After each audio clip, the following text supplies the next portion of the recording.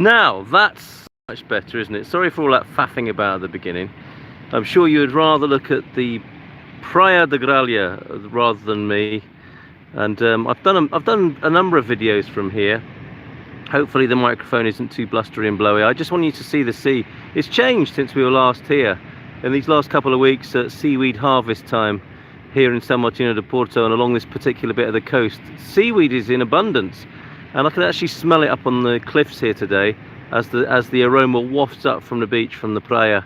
And I imagine somebody will be here to collect it at some point, but I'm sure the brown shapes that you can see on the beach beneath me are seaweed. I can smell the seaweed, and I think there's a unique seaweed that grows it here. If that's not it, then some other unique seaweed grows around here for the pharmaceutical industry and for medicinal purposes. But I suspect this seaweed, as most seaweed, unless it's contaminated, is very useful. So I suspect somebody will be coming here to collect and use this seaweed at some point, and we'll see the beach change again back to its more sandy virginal purity. A great metaphor though, right? Shifting tides, the seaweed growing, the seaweed washing up onto the beach, and these what could be seen as volatile times in the world. And as as a little bit of context, the big world, the big wide world seems a little bit or is being talked into volatility. Maybe that's one way of looking at it.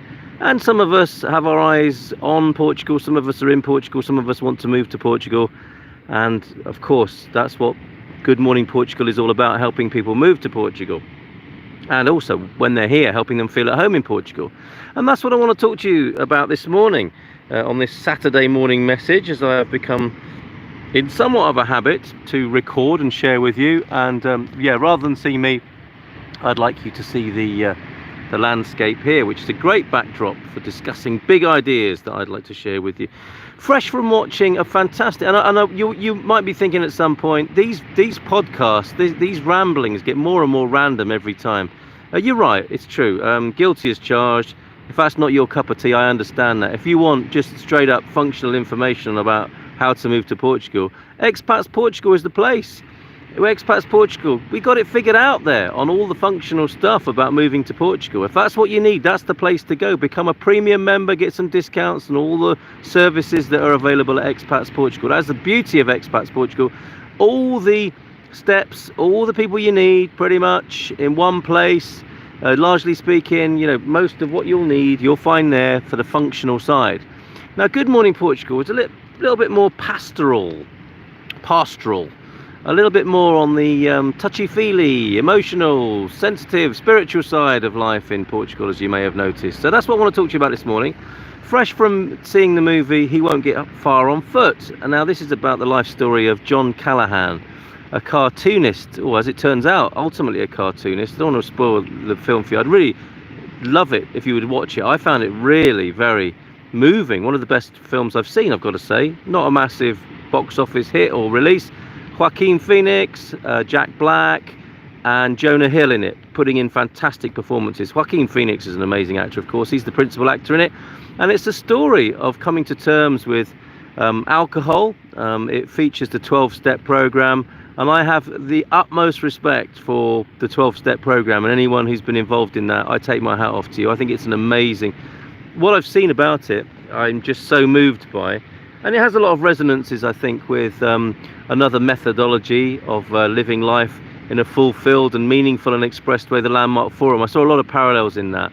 And it meant a great deal to me to see that movie last night and see a man take himself on against the odds and with the most difficult of circumstances and seemingly triumph in the face of adversity, which is a bit of a trite cliche, of course. Life's not like that. It's not all done in one go. It's a journey, isn't it? And that's another cliche. We are never far from a cliche when I'm talking about life, the universe, and how to navigate it. And I guess that's where we're at as human beings, right? We need our language, we need our structures for communicating these things, and that will lapse into cliche, obviously, from time to time. But it's more important to look at the moon than the finger.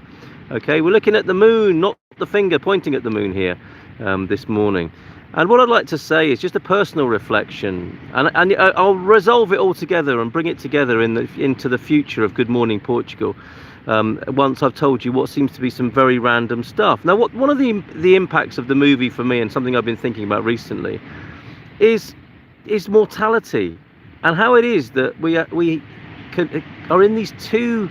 Well, we have these two propositions, don't we? One is inevitable, and that is the trajectory towards physical death. We're all born to die, and you're thinking, oh my God, I didn't sign up for Good Morning Portugal to hear this kind of stuff. And as I said, you know, for the functional things, that's moving over to Expats Portugal. But in Good Morning Portugal, we do talk about this in our community. We are wide and holistic and broad, and I don't want no-go areas.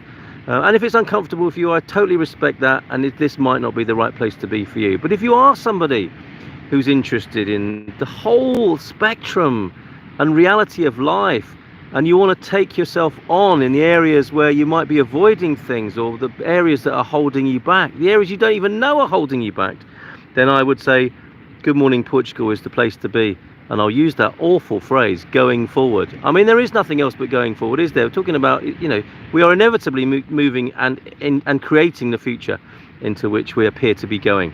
More on that and time in my conversation I had with Brian Hubbard of timelight.co.uk on my timeline earlier on this week. But anyway, back to the full spectrum of life. On the one hand, we have this inevitable trajectory towards perishing physically, don't we? As sure as gravity works and we rise out of the elements, and we will be pulled back towards them by gravity, it would appear. And we are on, there's one arrow going down, and that is towards physical death. Now the other arrow seems to be optional, doesn't it? The arrow of full self-expression, the arrow of living life fully, the living life in an uncompromised and honest and authentic way. And you might say to yourself, that'll be lovely. And you might also say to yourself, there's not a lot of that about at the moment, is there? Who do you know who's doing that? I know I'm not doing it, and I suppose that's why I'm making this. And it's a process, to be fair. I'm not beating myself up about that. You know, in the film last night, he says, beat yourself with a feather, not with a bat. So fair enough.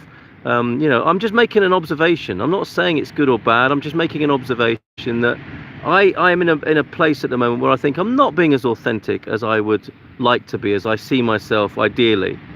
And I'm in the process of transforming and dealing with that. Okay, so that's what's going on. But there are to me, there are those two horses or arrows or propositions: the inevitable demise and the promise, the possibility of greatness. Life lived fully, life lived largely. It's what I was talking about on Friday, you know, Uncle Frank, the underlying threat of fun. Where is that in the world right now? Why are so many people stuck in lives of quiet desperation? You know, it might be part of the reason you want to move to Portugal is to escape your own prison. And you might get an opportunity to free yourself from your own self-created prison by being in a new country. Who knows? You know, let's talk about it. Let's work on that together. But it just seems to me that in us, with this interesting double proposition of the inevitability and demise of ourselves physically, and the promise of us living a full, expressed and authentic life, we merge them, we smulge them together. Yeah, that's a new word. We smulge them together into a plasticine of mediocrity. So we can't face the fact that we're going to die, and we can't face the fact of living fully. So what do? We live in mediocrity in the middle, or some shape or form of it. Now that's okay. That's your choice. That's my choice. That's anyone's choice who wants to make that choice. But it seems to me that's become quite a popular choice. The world seems to be ruled by that. I mean, do you meet many people where you think, well, there's a fully expressed, authentic individual? Or do you think there's another bullshitter? I was just driving past somebody just now, and I remember my dad would drive in his car, and he would wave to somebody, let them pass through, and then he'd drive past and go, wanker. That's what I'm talking about. This double fork-tongued life of, like, you know, living life in a certain way publicly. And is that really you? Is that you really fully expressed and authentic? Or are you just compromising for the sake of whatever safety, security, privacy, fear, whatever good reason you would give, whatever excuse you would have for doing that? I get it. I'm not judging you. I'm not looking down on you. I just think, again, I'm making an observation of what I think is going on in life at the moment, which is my message on this Saturday morning. So what the hell has that got to do with Portugal? Well, okay. Part of my inauthenticity, I suppose, is wanting to, as a people pleaser, you might have noticed, is wanting to be all things to all people. And that's what I've been in this near to 5 years of being here in Portugal. And I am writing a book called Should I Move to Portugal? Which is, of course, you know, the question I ask myself and the question I think I can help other people with. And in this 5 years, coming up to the release of Should I Move to Portugal, I look back at how I've been. You know, I love this country. I still love this country. I'm a little wiser. You've got to be after 5 years, haven't you? I'm more aware. I'm more out of the honeymoon and more into the practicalities of day-to-day life. And the wonderful thing that happens with that, in the practicalities of day-to-day life and losing the honeymoon, is wherever you go, there you are. So you have to face up to some of your bullshit that you were able to just park to one side while you were enjoying the honeymoon period, the strawberry faces and all the messages back home. Wish you were here. We're having a fantastic time showboating on Facebook and Instagram. This is fantastic. So glad we chose to come here. And then it's not long, of course, for all human beings to have, dear oh dear, it seems to be a repeating pattern here. This wasn't meant to happen. This is meant to be the promised land and paradise. What's going on? And that, my friends, I think is the inevitability for all human beings. And quite right, you should have a holiday and a little bit of a break and a retreat from your bullshit every now and then. But it's never far away, and I still have to say that Portugal is a great place to face your bullshit and to face any other thing that you might like to park up for a little while you make the transition and then have to face when you get here, which has all sorts of things happening. I think people become unwell. I think people become unhappy. I think people go home because their stuff catches up with them. And of course, that's not the only reason. There are functional other reasons, of course there are. But there is that grey area, isn't there, where that isn't the case. And there might have been something that hasn't been faced up to. Because actually, you don't even know you have to face up to it. It's not been distinguished. So there you go, asking the question again, what the hell has all this got to do with Good Morning Portugal? That is what we will embrace in our work together. Me and Mrs. M are now Good Morning Portugal as the consultancy, the concierge, the coaching service that helps you feel at home in Portugal. For all that functional stuff, the wonderful folks at expatsportugal.com, the team there are going to help you with all the functional side of things. The visas, the currency exchange, the real estate, all of that, all of the functional stuff that you absolutely need. And there's some other stuff. There's some other stuff that I'm itching to talk about. And the problem I've had, I think, is that in wanting to be all things to all people, I'm trying to cover all these bases. And I think I don't need to cover all that functional stuff so much anymore. There are professionals doing that. Expats Portugal will signpost you into that. And you'll see that on the morning show. That's what we do. We signpost you into all those functional things. And into the more, what would we call it? Into the esoteric area, into the personal growth, the human potential, the spiritual, the emotional aspects of moving to Portugal. That's where me and Mrs. M are going to be working, where we already do work, let's face it. And what has that got to do with being a people pleaser and trying to be all things to all people? Well, it needs focus. It needs focus, and we want to work with a smaller group of people who actually understand what the hell I'm talking about for the last 10 minutes or whatever it's been, blathering on. We want to work with people who get some sense of that, who do want to come here to Portugal and see this as an opportunity to grow, not just to save money. Oh, it's so cheap at the supermarket, you can get pissed for €3. That's great. But if you're getting pissed for €3 because you're trying to drown your sorrows, who have learnt to swim on the journey over here to Portugal, then maybe we're the place for you. If you really wanted to tackle those sorrows, if you want to have a fully expressed, if you want to have a great life here in Portugal and deal with those dark sides and difficulties that you were glad to leave behind you for a little while back in the old place and be on holiday for a little while. But we know what happens. After the luggage comes the baggage. What's under the flying carpet? Wherever we go, there we are. And I know, you know, there are a number of people dealing with this, the emotional side of migration, and well done all of you who are doing that. And me and Mrs. M want to work with a select group of people, not as some sort of sales technique to panic you. Oh, you're in this club or you're not in this club. No, it's because I've been dealing with hundreds of people in this last few years of doing Good Morning Portugal. And it's not very sustainable or efficient. You know, you might be one of those people whose email I didn't respond to. I don't want to be that guy. I want to live with integrity. I don't want to pretend to help everybody and then not be able to do it. Okay, that's one of my realizations. I'd love to be able to help everybody, but it's not physically possible. So we are niching into that area of people who want to move here and live a fully expressed, authentic life, face their stuff, because it's their stuff that will undermine them in the long term. And if you know what I'm talking about, that might be you. And we will do it with the humor that you've become used to as well. It won't be all miserable, sitting around in circles talking about our problems. It will be laughingly addressing maybe some of those things, laughing at our patterns. Why are we getting stuck on this thing or that thing? Let's have a chat about it. And of course, we will deal with, we'll share our own experience of the functionalities. That's the easy bit in some ways. I mean, it's not easy, but I don't think it's as difficult or as challenging as taking yourself on and having 100% or aiming to be 100% connected with what it means to live a new life in a new country, and to be here and to, like, you know, you've come here maybe, or you're coming here to enjoy your life.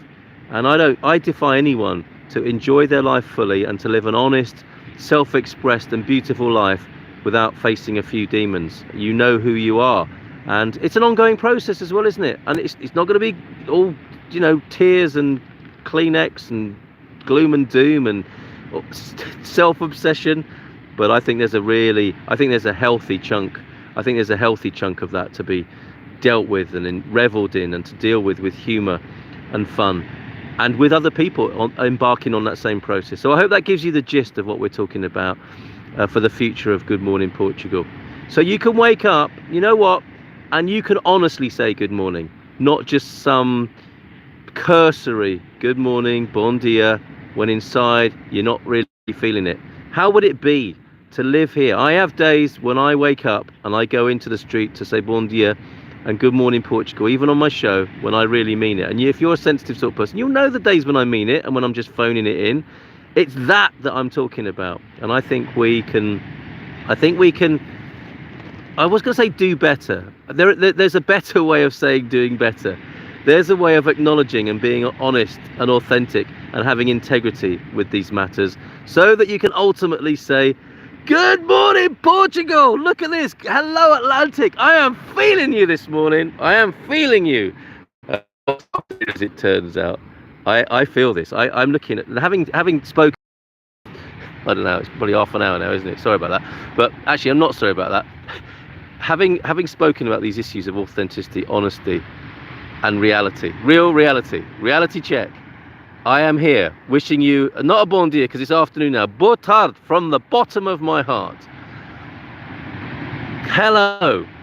If it were morning, I would be able to say good morning Portugal with my whole body right now. And that's the state I want to be in more often. And if that's the state you want to be in more often, join us on the journey at Good Morning Portugal. I wish you a very good day. And bye for now.